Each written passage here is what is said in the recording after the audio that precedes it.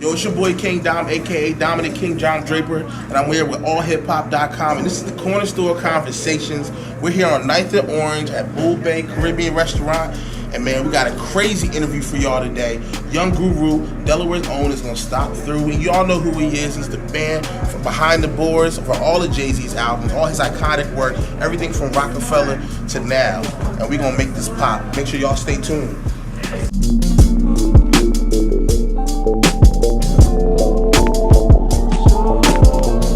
Stay a while longer, sweet tongue of fire and feather, the air's so warm past. Waiting for you here, ready to sing the here. On the electric blanket, it's so warm, I could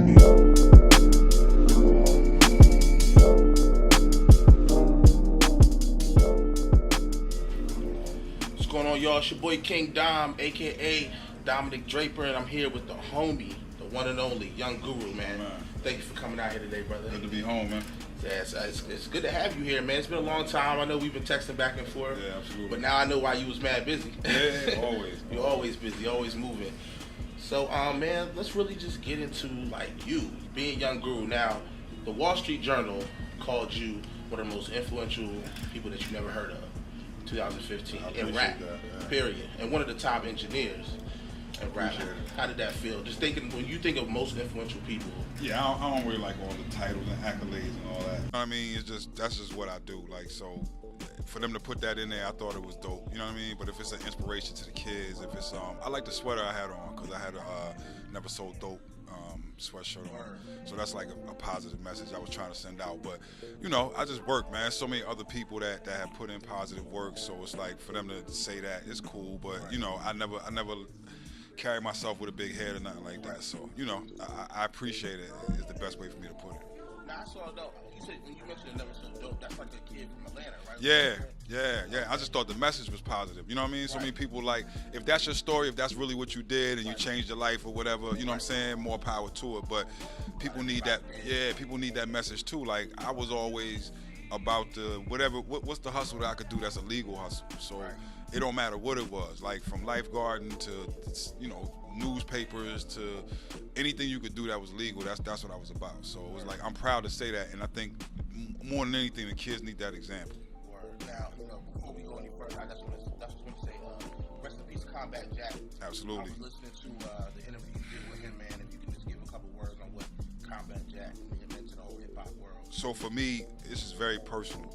I went to Howard University, and we'll probably get to that later. But Combat Jack, Reggie Osei, and Ed Woods were two of the people that I watched when I was in school. Like, you know, everybody wanted to be in the entertainment industry, but they were the example of two brothers that started together, started a firm together, started representing just everybody. They were all of our initial lawyer. Like when you first started in the game, and it wasn't many. You went to your man like, hey, somebody might buy this beat from me. I need a lawyer. You know, this is who you went to. My people's the Reaps. Like these were their first lawyers. Tracy Lee, all of these people. Ed Woods was a part of our Howard community. So it was a big loss, more than just I know Reggie Osei, you know, more than Combat Jack. Right. So it was just a huge loss, man. It was like a brother from the culture that was about it. You know, and later in his life we got to see the other side of it where he starts a podcast that became popular. But it was like it affected all of us, down to, you know, him giving jobs to some of my friends. Like Ben Amin went to school with me, the guy that was DJing on the show. My good brother Just Blaze became part of the show. So it was like, it was just a heavy loss, a heavy week, man, because we lost both of them. It was like weird to me to see that his last post was him talking about Ed Woods, and when Ed Woods passed, and then 3 days later we lose him. It was just a bad week, man. Wow. So let's take it back, man. Like, you from Delaware? I'm from 39th Street, man. 39th Street, 39th and Washington to be exact. So growing up, what was your first memories of getting into music? First memories of getting into music. I know you talked about your family a little bit, was into the gospel. My mother was big in the gospel. My father was big in the funk and jazz and everything else. But my first memories of music was, I had partners. My man DJ Monte was like the initial person, that was the first person around me that had turntables that was my age. You know, my older cousin ran with Jay, Joey, two of the guys, and Shant Money. They was on Project X back in the day. Shant was big in the neighborhood, you know, in terms of like scratching. Right. And just most of the people from like North Side was just so many good DJs was came out of there. So that's who my influences was. But it was more of that power that I felt when I was behind the turntables. So you got to remember, I asked my father this, like, I did parties in the park when I was like 13 years old.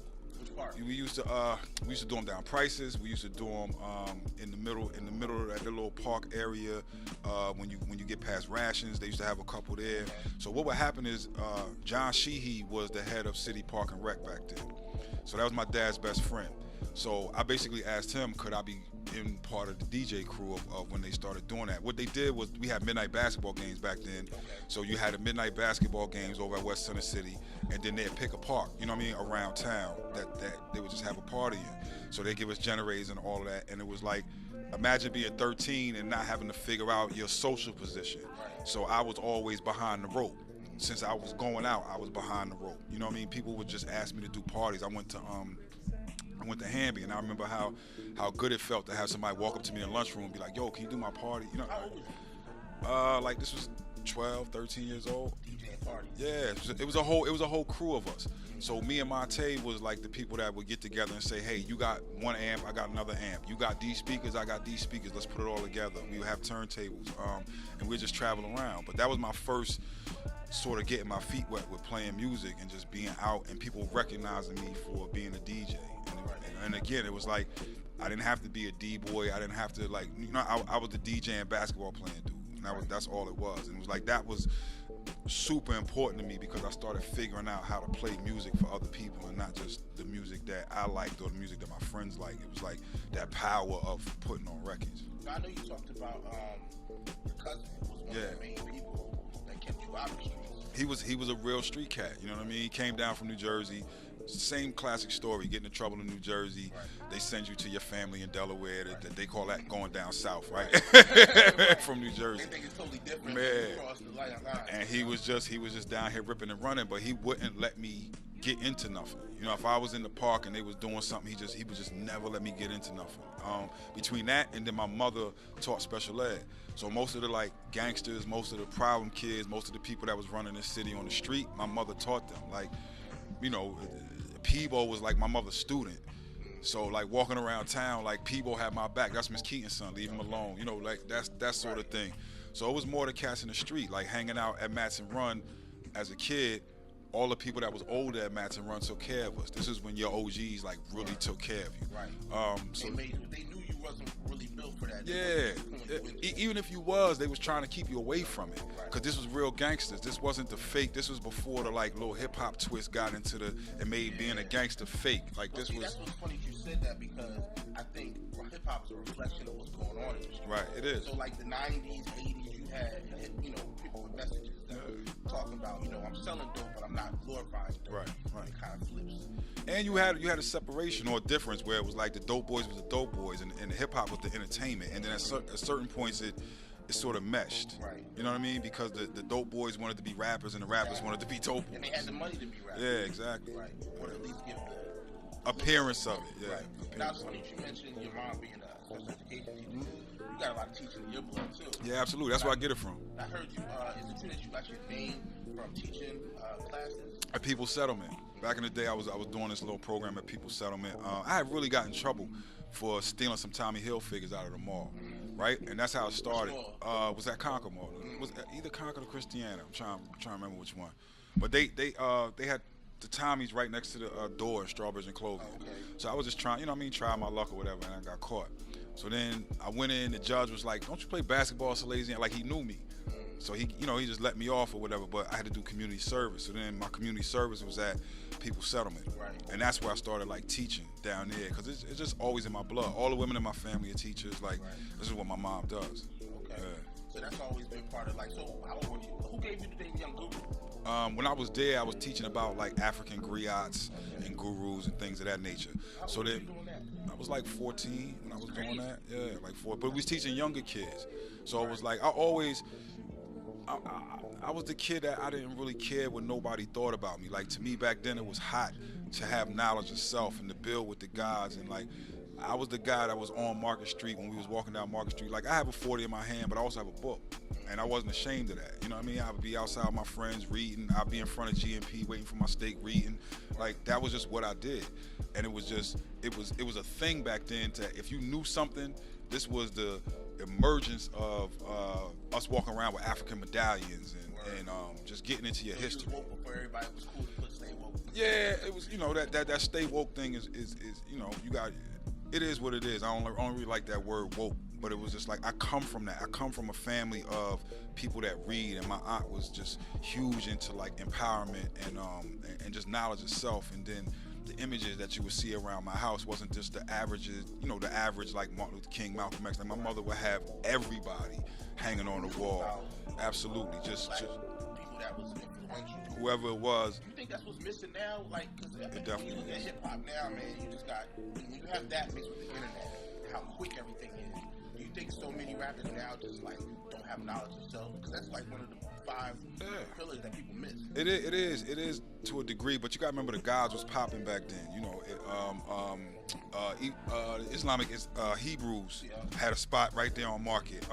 It was just so much information, and it was like in the zeitgeist of what was going on. It was just like, you gotta remember, everybody was into like, get this knowledge of yourself. And I used to go down to Hanif's bookstore all the time and just hang out there with Hanif, and he would teach me stuff. It was just that was my normal day of coming home, you know. So that was just always around. It was normal for me back then to just read a lot, and I think most said it best, like, access is instant, so it's like the treachery is commonplace now. So it's like you got access to everything, but yet you on there watching just the dumbest thing over and over and over again. Nonsense. Yeah, and you got the world's information there. So it's like, you know, it's what people are attracted to and what you feel your head and your time with. So fast forward to you teaching at 14. You teach college classes now, don't you? Yeah, I have an artist in residency at USC. I'm not doing it this semester because I was on tour for a minute, but that's really my thing too. Is like now trying to teach my craft to a younger generation of people. So I have a feeling you get more fulfillment out of that than you, man. I do. I say it all the time. I get just as much from my students as they get from me. Like, I'm teaching them, but they also teach me. Like, I'm in tune with what's going on and how young people feel. And sometimes you get these, I don't know, you get reports, you know, all the kids got ADD. That's not really true. You know, like, you got to just be engaged and be involved. But I think a lot of people expect the youth to be the way that they were when they were that age, and the time is completely different. Right. So you got to get in touch and in tune and figure out what it feel like to go to high school with social media or college with social media. Like, we didn't have that. Right. Or being in this time of is it the best thing for this kid to go to college? And that's a real question, when it's like, okay, if I'm going to specifically do this skill, how come I can't just look up how to do this particular skill? A lot of my friends, where some people were like, oh, okay, well, you're going to a college prep high school, and a lot of my friends went to Howard High School. And people would look down on that. And I'm like, no, don't look down. They learning the skill. So my friends that went to Howard, they came out and became electricians and plumbers and all these other things that like have been in their jobs now for 20, 30 years. So, you know, it's a big thing for me, just educating yourself. Yeah. Cool. I had to ask you, man, coming up in the Delaware scene, what was your first recollection of like a Delaware music scene? You know what I mean? Because we don't have a huge scene, you know, because we're Delaware, but we're growing. But I know being back then, you already named some of the people like Project X. Yeah, Project X was a big thing. That was a big thing to me. Back then, DJing was like, we didn't necessarily have clubs back then. I don't remember really in high school doing a club until I was going to like colleges to do certain things. I never did that. I was in people's basements and house parties. House parties was big back then. I even said it to my son. I was like, y'all missed that era, because I don't think I would let complete strangers into my house at this point. Like 50, my mom let like literally 50 to 75 teenagers in her crib. people she don't know. And I was like, I would never do that with my kids. But yeah. So we used to, house parties was a big thing. I would drive all around from here to Newcastle, all the way down to Lower Delaware. You know, once the word got out, we would do a lot of those. Then as you got older, I would say like my junior, senior year in high school, I started doing a lot of colleges. So it was like Delaware State, Cheney, you know, University of Delaware for the frats and for the sororities, because we had the equipment as well as the turntables and the music. So even if we weren't DJing the party all the time, people came to us to rent sound systems. So that was my first recollection of like the scene. But then Project X was big because it was people that I knew. The only person I didn't really know like that was Grand G. And it was like Grand G being sort of like almost the architect of that whole thing. But like in terms of Jay, Joey, Shant, those were my people. That's who I was connected to, was the DJ. So it was just weird, or in a good way, to see them actually on an album cover. And there used to be a radio station at Mount Pleasant that they used to DJ on. Yeah, that they used to DJ on. So it was like, oh, you could turn on the radio, hear your people, but it was more connected to me because those were my guys. So seeing them on an album cover made a big difference. And then Riverside Bucket 26 becoming such a big record, like being able to control a whole party with that one record. Or like if I wanted to, like, I don't know, end the party, I could throw on certain records, like Straight Outta Compton, and I knew that was gonna start a fight. And it was like, okay, I want to end the party. You know, but just seeing that control thing let me understand like how music was set. But it's always better when it comes from, you know, home. So hearing like you could understand why KRS would make it South Bronx and people would go crazy. But hearing Riverside Bucket 26, you know what I'm saying? Yeah, Peebo, my sidekick Tyson's not gonna record the Peebo, it ain't. And I'm like, I know him. You know what I'm saying? It's those sort of things were like, yo, you could really do this. And then between that and like trying to figure out how to make records. So I was, you know, going, I was just going find a little $50 hour studio and figure out how to make records and figure out like what did they use, what was the break beat, what should I put in there, how was this constructed? Like trying to figure out all of those little things was what introduced me to the scene here.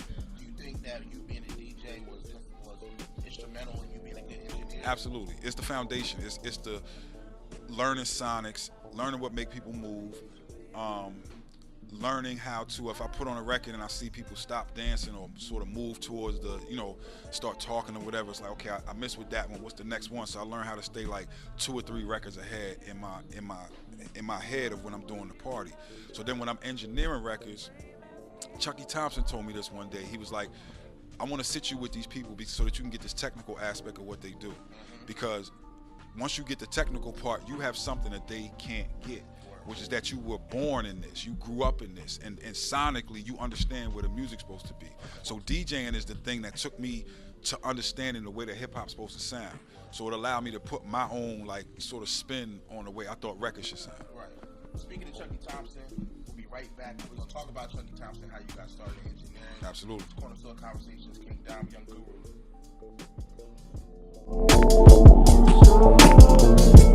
Stay away.